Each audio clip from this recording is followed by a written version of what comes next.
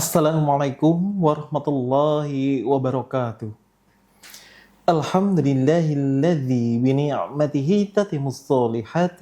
Asyhadu an la ilaha illallah wa asyhadu anna Muhammadan abduhu wa rasuluh. La nabiyya ba'da.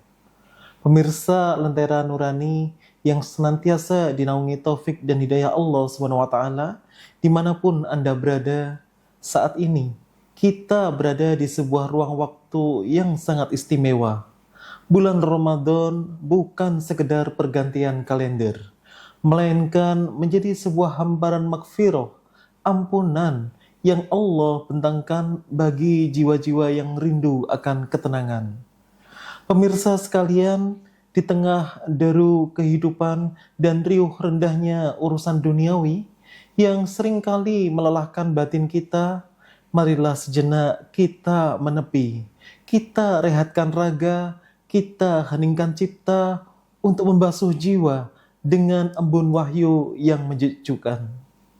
Ramadan bagi kita adalah momentum tasdid, sebuah upaya pembaruan iman agar tidak usang ditelan rutinitas. Ia kita jadikan madrasah ruhaniyah yang didesain oleh Sang Khalik Allah SWT untuk mengembalikan manusia pada fitrah sejatinya.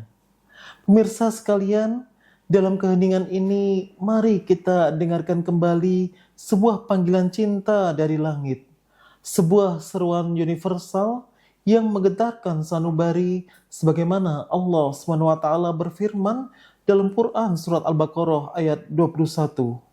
Ya ayyuhan nasu u'budu rabbakumul ladzi khalaqakum walladzina min qablikum la'allakum tattaqun. Wahai manusia, sembahlah Tuhanmu yang telah menciptakan kamu dan orang-orang sebelum kamu, agar kamu bertakwa. Pemirsa yang dirahmati Allah, secara saintifik dan metodologis, para pakar tafsir menyebut ayat ini sebagai an-nida al-awwal, seruan pertama dalam Al-Quran yang ditujukan kepada seluruh umat manusia. Ya ayyuhan nas. Allah tidak memanggil dengan sebutan orang beriman saja, tetapi menyapa seluruh manusia di muka bumi ini. Ini menjadi bukti bahwa Islam adalah dinul fitrah, agama yang selaras dengan akal sehat dan nurani setiap insan. Imam Ibnu Katsir dalam kitabnya Tafsir Al-Quran Al-Azim menjelaskan dengan sangat kuat bahwa ayat ini merupakan argumen logika tentang tauhidur rububiyah. Allah mengingatkan otoritasnya sebagai Al-Khaliq, karena dialah yang menciptakan kita dari ketiadaan. Maka hanya dialah satu-satunya zat yang berhak menerima ubudiyah, penghambaan dari kita. Namun pemirsa sekalian, mari kita cermati lebih dalam lagi. Penghambaan dalam Islam bukanlah sebuah perbudakan yang menghinakan, melainkan menjadi sebuah pembebasan. Dalam kitab Ihya Ulumuddin, Imam Al-Ghazali menekankan bahwa hakikat ibadah adalah tasfiyatul qulub, pembersihan hati dari ketergantungan kepada selain Allah. Inilah yang menjadi esensi dari la'allakum tattaqun. Takwa bukanlah sekedar rasa takut yang melumpuhkan, melainkan menjadi sebuah kesadaran intelektual sekaligus spiritual yang menjaga kita agar tetap berada di jalur persyarikatan, jalur kebenaran ini. Bagi kita, ayat ini menjadi jangkar yang sangat kuat, yang sangat fundamental. Kiai Haji Ahmad Dahlan, sang pencerah, mengajarkan bahwa tauhid yang murni adalah fondasi utama dari pergerakan. Tauhid yang murni ini atau at-tauhid al-khalis tidak boleh berhenti hanya sampai di lisan saja. Ia harus kita wujudkan dalam amal usaha yang nyata. Jika kita menyembah Tuhan yang Maha Esa, maka pandangan kita terhadap sesama manusia haruslah setara, penuh kasih, dan berorientasi pada kemajuan. Dalam madrasah Ramadan ini, mari kita audit kembali niat kita. Apakah sujud kita sudah murni hanya karena Allah? Atau masih kemudian ada kotoran dari debu-debu riya atau haus pujian dari manusia? Mari jamaah sekalian, kita jadikan momentum ini untuk meneguhkan kembali visi hidup kita, bahwa kita diciptakan untuk mengabdi. Dan dengan mengabdi itulah kita menjadi manusia yang merdeka dan mulia. Semoga di penghujung madrasah ini nanti, kita bukan hanya mendapatkan rasa lapar dan dahaga saja, melainkan meraih predikat muttaqin, pribadi yang tangguh, visioner, dan senantiasa menebar maslahat bagi semesta alam. Pemirsa Lentera Nurani yang senantiasa berada dalam naungan taufik Allah Subhanahu wa taala, pernahkah kita sejenak merenung di keheningan malam, menatap hamparan bintang yang tak bertepi, lalu tiba-tiba merasa diri kita kecil dalam kehidupan ini? Dalam kacamata materialisme sejarah atau teori-teori yang lain, manusia seringkali direduksi hanya sebagai entitas biologis yang sangat kecil dan rendah, sekedar sebagai debu kosmik yang mungkin tidak berarti di tengah luasnya semesta ini. Namun, Islam datang bukan untuk mengecilkan diri kita. Sebaliknya, Islam hadir membawa sebuah proklamasi kemuliaan yang sangat luhur, sebuah pengakuan ilahiyah yang mengangkat derajat manusia dari titik nadir, titik terendah menuju puncak martabatnya. Dalam Quran Surat At-Tin ayat 4, Allah berfirman, "Laqad khalaqnal insana fi ahsani taqwim." Sesungguhnya kami telah menciptakan manusia dalam bentuk yang sebaik-baiknya. Pemirsa sekalian, kita bedah keindahan ayat ini dengan kacamata ilmiah. Pakar leksikografi Al-Quran yang legendaris, Imam Ar-Raghib Al-Isfahani, dalam kitabnya Al-Mufradat fi Kharibil Quran, memberikan penjelasan yang sangat mencerahkan. Beliau menjelaskan bahwa kata takwim berakar dari kata qawama, yang tidak hanya merujuk pada keindahan fisik yang simetris atau perawakan yang tegak.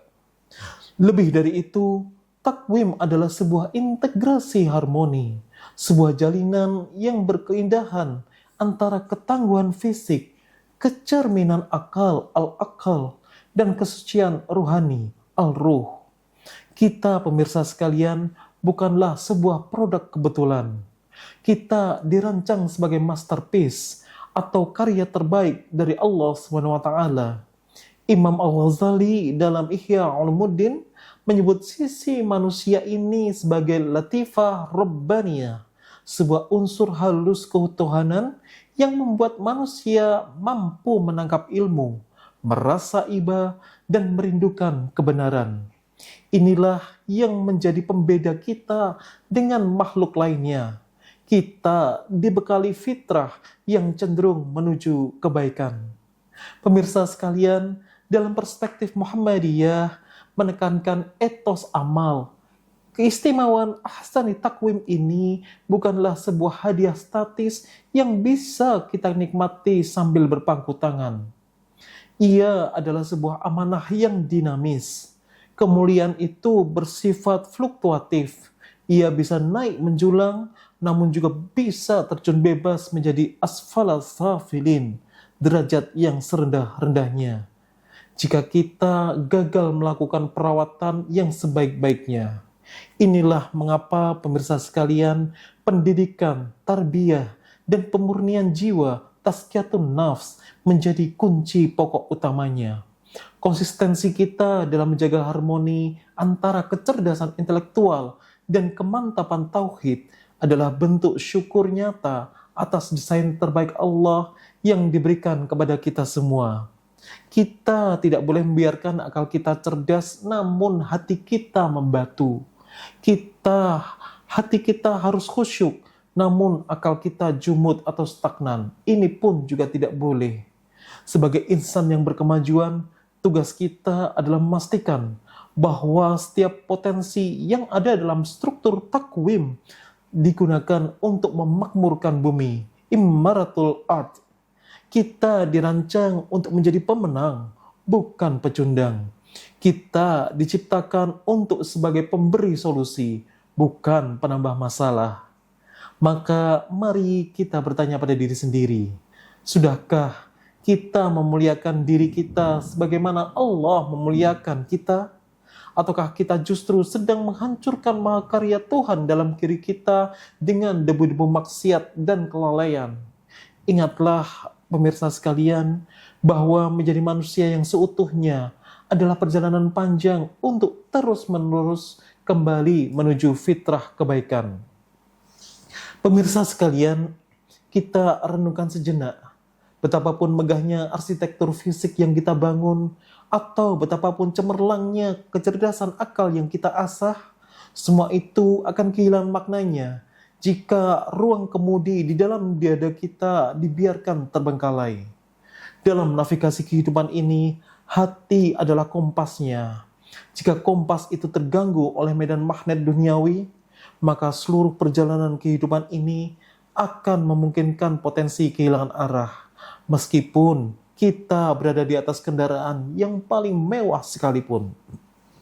Disinilah kita sampai pada sebuah urgensi yang disebut sebagai tazkiyatun nafs, sebuah proses dekonstruksi dan rekonstruksi jiwa yang tidak boleh berhenti. Allah SWT telah memancarkan peringatannya dengan sangat tegas dalam Quran Surat Asy-Syam ayat 9. Qad aflaha man zakkaha.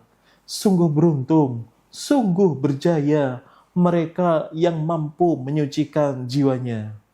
Imam Ibnu Qayyim al-Jauziyah dalam kitabnya Madarijus Salikin memberikan sebuah tamsil atau perumpamaan yang sangat menyentuh logika kita.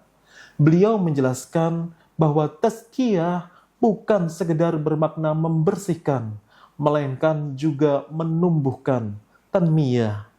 Bayangkan pemirsa sekalian, jiwa kita adalah sepetak taman. Proses penyucian jiwa ibarat seorang tukang kebun yang telaten. Ia mencabut gulma-gulma pengganggu seperti hasad, iri hati, kibir, kesombongan, dan ria ingin dipuji, agar bunga-bunga fadilah atau sifat-sifat terpuji dapat mekar dengan sempurna dan baik. Tanpa pengawalan batin yang ketat, manusia yang sejatinya diciptakan dalam derajat ahsani taqwim, bentuk terbaiknya, beresiko untuk terjun bebas menjadi asfala safilin, derajat paling rendah hanya karena ia menjadi tawanan bagi nafsunya sendiri yang tidak terkendali. Pemirsa yang dirahmati Allah, dalam panggung kehidupan modern yang seringkali begitu silau oleh kemasan atau citra, kita sangat perlu merenungkan sebuah mahfuzat atau kata-kata mutiara yang menjadi pengingat bagi setiap pencari hakikat. Laisa kullu ma yalma'u zahaban. Tidak semua yang berkilau itu adalah emas. Istilah ini mengajak kita untuk mengasah kecerdasan spiritual agar mampu membedakan mana yang merupakan al-jauhar, substansi atau hakikat, dan mana yang sekedar al-ard, sesuai yang tampak luarnya saja atau aksidental. Dalam filsafat Islam juga diserap dalam nalar Burhani Muhammadiyah, jauhar adalah esensi yang menetap, sementara ard adalah sifat yang akan sirna. Seringkali kita tertipu oleh al-ghurur, fata morgana kehidupan. Kita mengejar jabatan yang mentereng, tumpukan harta yang melimpah, hingga pengakuan sosial yang tinggi, seolah-olah itulah pencapaian puncaknya. Padahal pemirsa sekalian, merujuk pada pemikiran Imam Al-Ghazali dalam kitab Ihya Ulumuddin, semua atribut duniawi itu hanyalah pakaian sementara. Pakaian itu ada saatnya akan usang, akan ditinggalkan dan akan dimakan oleh zaman. Jika kita hanya sibuk mendadani yang tampak luar, zahir, namun membiarkan yang di dalam batin kita keropos dan nantinya akan gelap, maka kita sedang membangun istana di atas pasir, sungguh rapuh. Muhammadiyah melalui gerakan dan dakwah kulturalnya selalu mengingatkan kita, jadikanlah amal usaha, profesi, dan status sosial kita sebagai wasilah, sebagai perantara untuk menggapai ridhonya. Bukan sebaliknya, sebagai tujuan akhir yang justru akan membelenggu kemerdekaan jiwa kita. Sebab pemirsa sekalian, pada akhirnya di hadapan Sang Khalik bukan kemilau emas yang di tangan yang dilihat, melainkan kemurnian emas yang ada di dalam hati. Sejatinya nilai seorang manusia di hadapan Allah tidak diukur dari apa yang melekat di tubuhnya, melainkan dari apa yang bersemi di dalam hatinya dan mewujudkan dalam gerak perilaku sehari-harinya. Hal ini jelas sejalan dengan apa yang telah disampaikan oleh Buya Hamka dalam tafsir Al-Azhar saat beliau mengulas tentang Quran Surat Al-Bayyinah ayat 7. Allah menyebutkan bahwa mereka yang mengintegrasikan antara iman yang murni dengan amal saleh yang nyata. Ulaika hum khairul bariyah. Sebaik-baik makhluk. Inilah yang menjadi visi Islam berkemajuan yang diajarkan oleh Kiai Haji Ahmad Dahlan. Menjadi khairul bariyah tidak cukup hanya dengan menjadi orang baik secara individu di dalam masjid saja, tetapi harus menjadi pribadi yang memberi warna kebaikan di tengah-tengah masyarakat. Kesalehan individu harus bertransformasi menjadi kesalehan sosial. Maka pemirsa yang berbahagia, mari kita bertanya pada diri sendiri, di penghujung hari ini, apakah kita masih sibuk memoles kilau luar agar dipuji manusia? Ataukah kita sudah mulai menyentuh emas murni di dalam jiwa, menjadi sebuah ketulusan pengabdian dan kemanfaatan bagi sesama kita? Jangan biarkan diri kita terjebak pada kulitnya saja. Mari kita selami isinya juga. Karena pada akhirnya hanya jiwa yang jernih dan amal yang tuluslah yang akan menjadi paspor akhirnya kita menuju ridha Allah SWT yang abadi. Pemirsa Lentera Nurani yang senantiasa dalam limpahan berkah Allah SWT, jika kita menengok kembali sejarah di gang-gang sempit Kampung Kauman Yogyakarta, lebih dari seabad yang lalu, kita akan menemukan sebuah api semangat yang dinyalakan oleh Kiai Haji Ahmad Dahlan. Beliau tidak ingin umat ini hanya berhenti pada retorika iman yang melangit, namun kakinya tidak berpijak pada bumi. Bagi sang pencerah, iman bukanlah sekedar simpanan di dalam batin, melainkan sebuah energi kinetik yang wajib melahirkan aksi-aksi nyata. Iman yang benar adalah iman yang berbuah amal usaha. Pemirsa sekalian, prinsip ini berakar kuat pada proklamasi keselamatan yang termaktub dalam Quran Surat Al-Asr ayat 3. Illalladzina amanu wa amilus solihati wa tawasaw bil haqqi wa tawasaw bis sabr. Imam Asy-Syafi'i dalam sebuah pernyataan masyhur yang dikutip oleh Ibnu Katsir dalam kitabnya Tafsir Al-Quran Al-Azim menyebutkan, seandainya Allah tidak menurunkan hujah kepada makhluknya kecuali surah ini, niscaya itu sudah cukup bagi mereka. Kenapa? Karena di dalamnya terdapat 4 pilar kesuksesan sejati. Yang pertama, iman sebagai fondasi. Yang kedua, amal saleh sebagai bangunan yang produktif. Komitmen pada kebenaran al-haq sebagai arah dan keteguhan dalam kesabaran as-sabr sebagai pengingatnya. Bicara tentang as-sabr, bulan Ramadan adalah laboratorium terbaik bagi kita semua. Sabar bukan berarti pasif atau diam. Dalam perspektif Islam berkemajuan, sabar adalah as-sabru ala ta'atillah. ketangguhan untuk tetap konsisten dalam ketaatan dan kerja-kerja kemanusiaan di tengah ujian zaman yang semakin kompleks.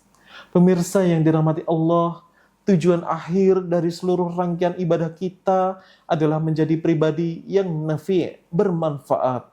Rasulullah Muhammad SAW telah meletakkan standar emas dalam sebuah hadis sahih yang diriwayatkan oleh Imam At-Tabari. Khairun nas anfa'uhum linnas. Sebaik-baik manusia adalah yang paling bermanfaat bagi manusia lainnya. Hadis ini merupakan ruh dari etos kerja Muhammadiyah, bahwa kehadiran seorang muslim haruslah menjadi solusi bagi problematika umat, baik lewat pendidikan, kesehatan, maupun pemberdayaan ekonomi. Mari kita resapi sebuah fragmen sejarah yang sangat menyentuh hati. Ingatlah saat baginda Nabi Muhammad SAW turun dari Gua Hira setelah menerima wahyu yang pertama. Iqra wa rabbukal akram. Tubuh mulia beliau bergemetar hebat, diselimuti rasa takut dan beban tanggung jawab yang amat berat. Dalam keadaan batin yang terkunjang tersebut, sosok Ibunda Khadijah radhiyallahu anhu hadir bukan sekedar sebagai seorang istri, melainkan sebagai peneguh jiwa.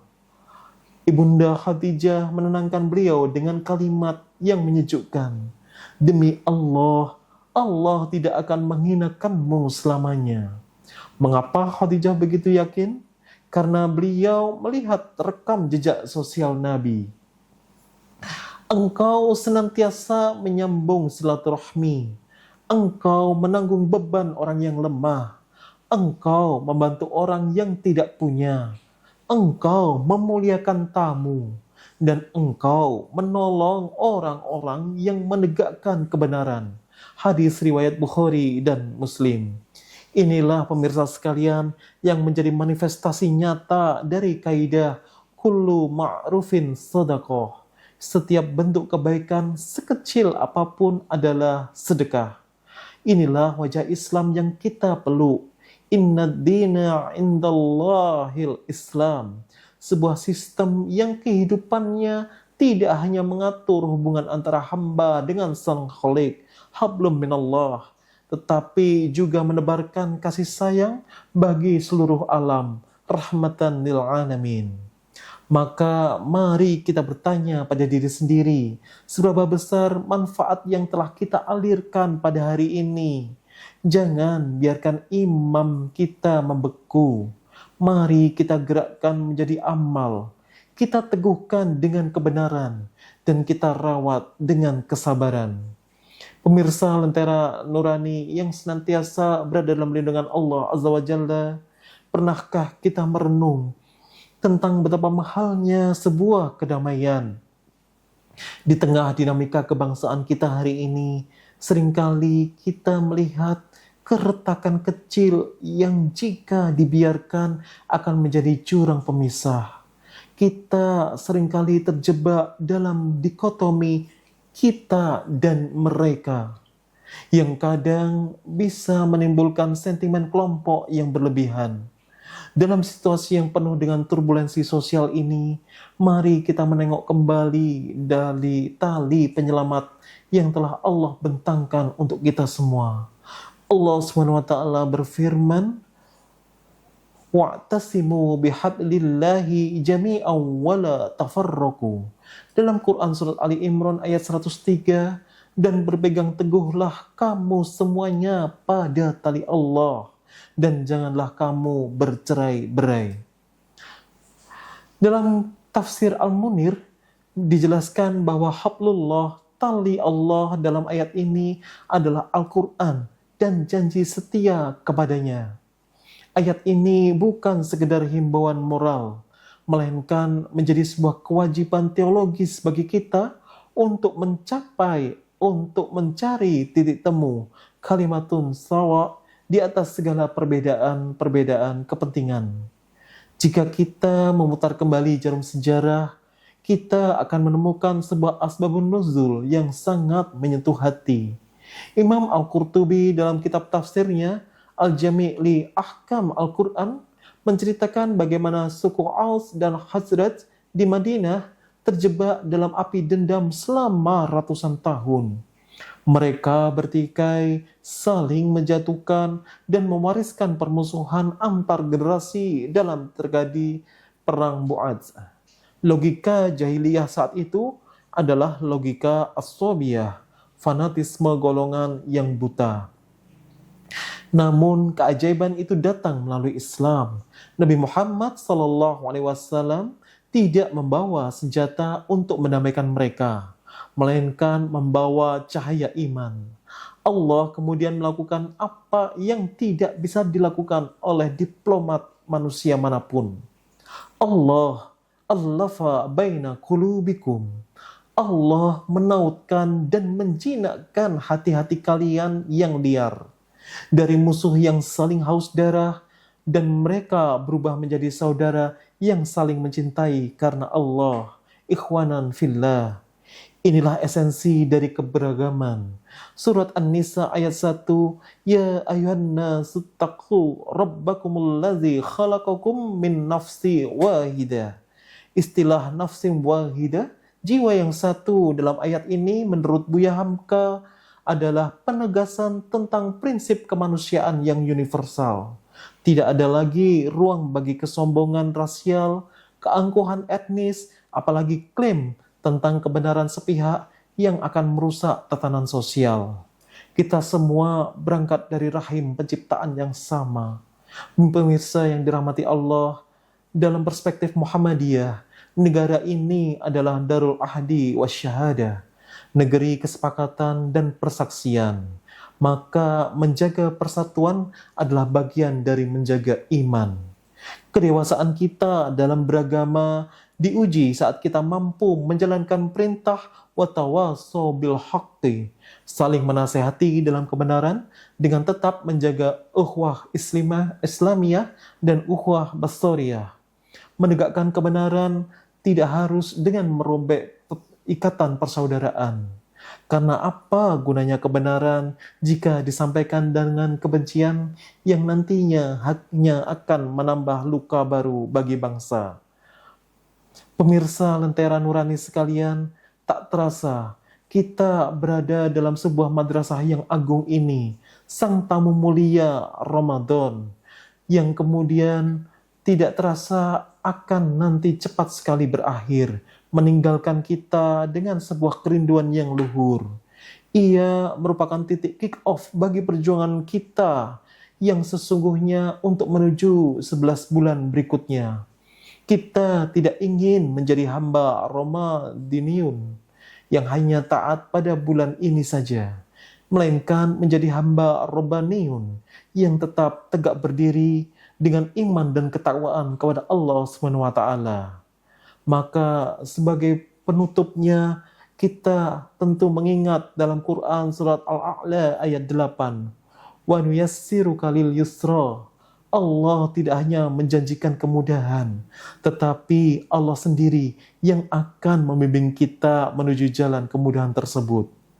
Dalam kaidah ilmu tafsir, Syekh Abdurrahman As-Sa'di menjelaskan garansi ilahiyah bahwa jiwa-jiwa yang sungguh bertakwa, Allah akan memudahkan segala urusannya, baik yang bersifat duniawi maupun ukhrawi.